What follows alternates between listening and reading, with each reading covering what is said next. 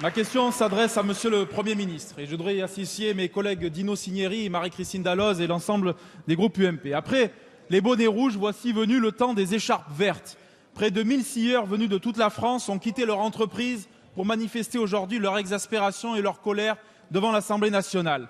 Colère face à l'immobilisme et l'inaction du gouvernement, incapable de stopper l'hémorragie des exportations de grumes, ce bois brut qui part directement à l'export sans passer par nos scieries pour être transformé et créer de la valeur ajoutée.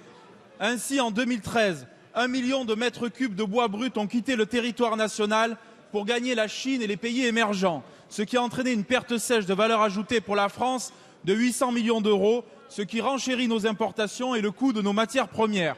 Ce dumping social et environnemental est inacceptable et touche de plein fouet nos scieries françaises.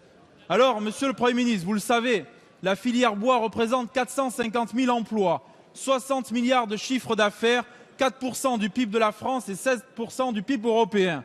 Alors il est temps de passer de la parole aux actes.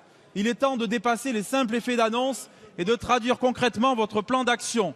Il est temps de mettre fin à ce pillage sans règle de nos forêts et de défendre notre patrimoine forestier et nos emplois ruraux. Il est temps de faire entendre la voix de la France en Europe pour faire respecter le principe de réciprocité, notamment sur les droits de douane. Face à ce gâchis économique, social et environnemental, vous ne pouvez, Monsieur le Premier ministre, rester les bras croisés ou pire encore invoquer l'Europe pour justifier votre inaction. La filière forêt-bois doit rester une filière d'avenir pour notre industrie.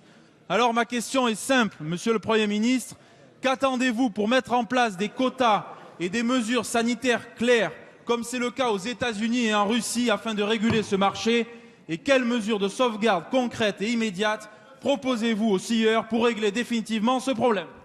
Merci Monsieur Abad.